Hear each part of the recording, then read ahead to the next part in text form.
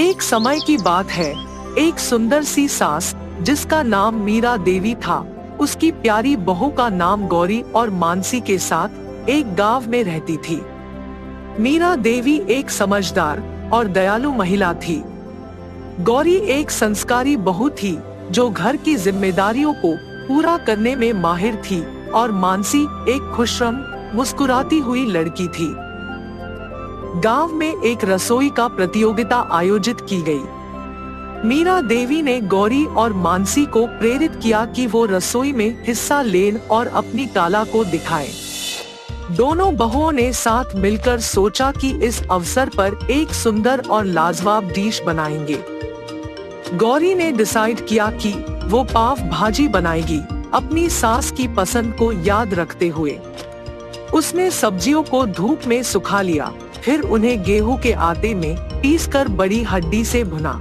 वो भुनी हुई सब्जियों को मिक्सर में पीसकर लाजवाब पाव भाजी का मसाला बना दिया। दूसरी तरफ मानसी ने अपने प्यारे पति को सरप्राइज डिनर के लिए मोतीचूर के लड्डू बनाने का सोचा।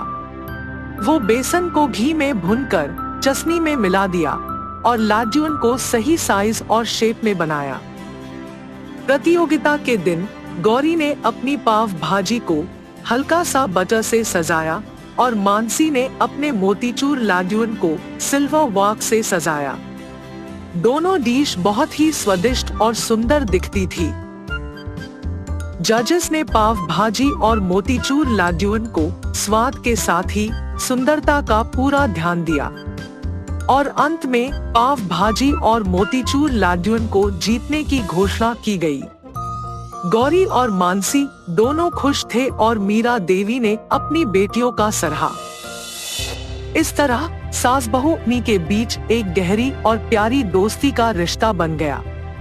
उनकी रसोई में प्रेम, समझदारी और एकता का अमृत फैल गया। जमाना बदल गया और सास बहुओं के बीच का प्यार और समझदारी वक्त के साथ भी बरकरार रहा। एक दिन मीरा देवी को एक अचानक बीमारी का सामना करना पड़ा। वो कमजोर हो गई और अपनी दिनचर्या के लिए दूसरों की मदद की आवश्यकता महसूस करने लगी। गौरी और मानसी ने तुरंत उनकी सेवा में जुट गई। गौरी ने रसोई संभाल ली और अपनी सास के पसंद के अनुसार डिशों को बनाने लगी। वो सब्जियों को प्यार से साफ किया, काटकर उसमें अपने स्वाद का मैजिक मिलाया। मानसी, जो पहले से ही अच्छी रसोइयाना थी, उसने भी अपनी कला का पूरा इस्तेमाल किया और मीरा देवी को अपने हाथों से बना हुआ मीठा खिलाया। मीरा देवी दीवार पे ध्यान से बने हुए एक फोटो फ्रेम में अपनी दोनों बेटियों को देखती के आनंदित हुई। उनकी आंखों में आंसू आ गए, क्योंकि वो इतनी खुश थी कि उनकी बेटियों ने समय के मुश्किल वक्त में उन्हें संभाला और प्यार दिया। वक्त गुजरता गया और मीरा देवी की सेहत सुधार गई। वो फिर से अपनी रसोई में खुद का जलवा दिखाने लगी। पर इस बार मीरा देवी ने एक नई डिश बनाने का सोचा। वो दोनों बेटियों को अपने पास बुलाई और कहा, गौरी और मानसी, मुझे आपसे एक बात कहनी है। मुझे लगता है कि हमें एक रसोई कौशल प्रतियोगिता में हिस्सा लेना चाहिए। हमें दिखाना चाहिए कि हमारी रसोई में प्रेम, समझदारी और मेहनत है। गौरी और मानसी खुश होकर तैयार हो गई। वो साथ मिलकर नई डिशों पर काम करने लगी। गौरी ने डिसाइड किया कि वो पनीर टिक्का मसाला बनाएगी और मानसी ने डेजर्ट के लिए राबड़ी और मलपुआ तैयार किया। प्रतियोगिता के दिन मीरा देवी ने बड़ी उमंग से पवित्र प्रार्थना की और उनकी दोनों बेटियों को आशीर्वाद दिया। जजेस ने गौरी की पनीर टिक्का मसाला और मानसी के राबड़ी मलपुआ को स्वाद, सुंदरता और क्रिएटिविटी का दर्जा दिया। अंत में मीरा देवी, गौरी और मानसी ने प्रतियोगिता जीत ली। सब गांव वाले और परिवार के सदस्यों ने उन्हें बधाई और सम्मान दिया। इस तरह सास बहुओं के बीच का रिश्ता और रसोई का प्यार और समझदारी से और मजबूत हो गया। उनकी रसोई में प्यार, सम्मान और स्वाद का मिठास था। एक लंबे समय पहले एक बड़े शहर में बड़ी गंदी हालत में एक गरीब लड़की जीती थी। उसका नाम सरला था। वो अपने माता पिता और भाई के साथ एक छोटी सी घर में रहती थी। उसका पिता शहर में मिल रहे छोटे मोटे काम करता था और इतना ही नहीं, सारा दिन मेहनत करके कमाए हुए पैसों में से आधे पैसे वो दारू में लगा देता था। इसीलिए उनकी घर की हालत दिन ब दिन बिगड़ती गई। ना उनको हर रोज खाने के लिए खाना था, ना पहनने के लिए कपड़े थे। सरला का भाई भी हमेशा भूख की वजह से रोते रहता था और उसकी माँ की तबीयत हमेशा खराब थी। इसीलिए सरला उसके भाई का ध्यान रखती थी। सारे घर का काम भी वही करती थी। जितना था उतने में ही खाना पकाकर अपने भाई को देती थी और अपने माँ को भी खिला देती थी। अगर कुछ बचता तो खाती थी, वरना वो भी नहीं करती। ऐसे दिन बीतते गए और उसकी माँ की हालत बिगड़ता गया। इसीलिए कम से कम 2 दिनों में एक बार भी खाना मिलना मुश्किल बन गया था। इसी कारण वो फैसला करती है कि वो भी कोई ना कोई काम करेगी और पैसे कमाएगी, ताकि उनको खाने के लिए खाना मिले और उनकी माँ के लिए दवाइयाँ भी। उसके बाद वो अपने एरिया में कुछ बच्चों से गुलाब के फूल खरीदती है और उसके बाद ट्रैफिक सिग्नल में जाकर उन्हीं फूलों को बेचने लगती है। ऐसे दिन पूरा खाए बिना सोए बिना मेहनत करके कमाए हुए कुछ पैसों से वो अपने भाई और माँ को खाना देती थी। बचे पैसों से वो जब अपनी माँ के लिए दवाइयाँ खरीदने जा रही थी, वहां उसका पिता आकर, ये सब खाने के लिए तुम लोगों को पैसे कहाँ से आए? तब सरला घबराते हुए, वो आज पूरा दिन मैं ट्रैफिक सिग्नल के पास फूल बेचकर कमाए हैं पापा। कुछ पैसे बचे हैं क्या? कुछ बचे हैं पापा, माँ के लिए दवाइयाँ खरीदने जा रही हूँ। ठीक है, इधर दे दो, मैं जाकर लेके आऊंगा दवाइयाँ। मैं जाकर लाऊंगी ना पापा। पैसे दो इधर, दवाइयाँ लाएगी दवाइयाँ। ये कहकर उसके पास मौजूद पैसे सारे खींच लेता है। सरला रोते रोते ऐसे ही सो जाती है।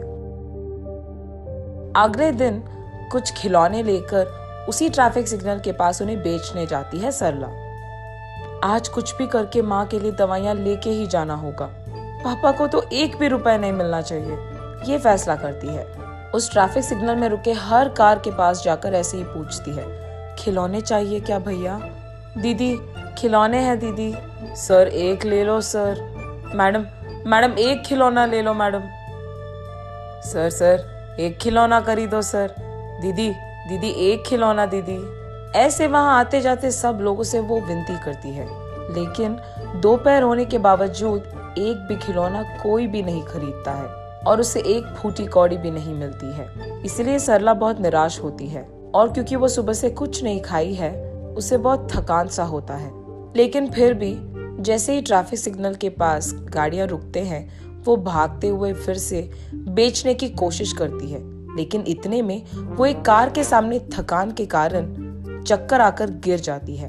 जब आंखें खोलकर देखती है तो सरला एक बड़ी सी घर में और बड़े से बेड पर सोती रहती है और वहां मौजूद 2 आदमी, मेरा नाम सुरेश है बेटी और ये मेरी बीवी है सुमति।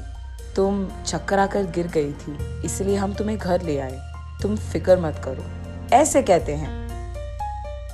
तुम्हारी नाम क्या है बेटी? मेरा नाम सरला है, मुझे घर जाना है। तुम कहाँ रहती हो बेटी? हम यही सिग्नल के पास मौजूद बस्ती में रहते हैं। हम तुम्हें खूब पढ़ाएंगे, तुम हमारे साथ रह जाओगी क्या? नहीं, मुझे घर जाना है, मेरा भाई छोटा है और माँ का तबीयत भी खराब है। आज मैंने एक भी खिलौना नहीं बेचा है, कुछ भी करके आज माँ के लिए दवाइयाँ लेके जाना ही होगा। मैं घर चली जाऊंगी। ये कहकर वहाँ से निकलने ही लगती है कि रुको बेटी, तुम्हें जो दवाइयाँ चाहिए वो मैं खरीद दूंगा और मैं तुम्हारे घर के पास भी तुम्हें छोड़ दूंगा। ये कहकर सरला को कार में बिठाकर कुछ दवाइयाँ और खाना खरीदकर सरला को उसके घर में ड्रॉप कर देते हैं। तब उस दिन सरला जो कुछ भी हुआ उसकी माँ को बताती है। अगर वो लोग फिर से दिख गए तो मेरी तरफ से शुक्रिया अदा करो उनका। ठीक है माँ, ये कहकर वो उस दिन पेट भर खाना खाती है और खुशी से सोती है सरला।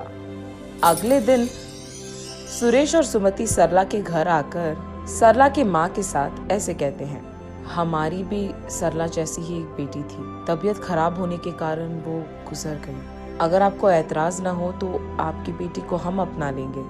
हम वैसे भी गरीब हैं, कम से कम उसको तो एक अच्छी जिंदगी मिलेगी। ऐसे उसकी माँ को ऐतराज होने के बावजूद वो हाँ कहती है।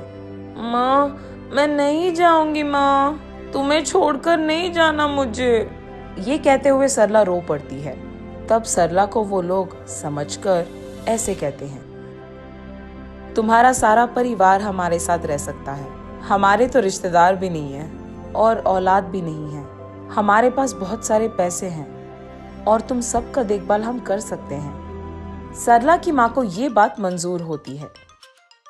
तब सुरेश और सुमति सरला के साथ उसकी सारी परिवार को उनके घर ले जाते हैं। अगले ही दिन से सरला एक बड़ी पाठशाला में पढ़ने के लिए जाती है और सरला के भाई को खेलने के लिए बहुत सारे खिलौना खरीद कर देते हैं। सरला की माँ को भी एक अच्छी अस्पताल में इलाज करवाते हैं और सरला के पिता को काम करने के लिए एक अच्छी नौकरी देते हैं। ऐसे उस गरीब लड़की सरला को सुरेश और सुमति के कारण एक अच्छा जिंदगी मिलता है और उसके साथ साथ उसके परिवार को भी।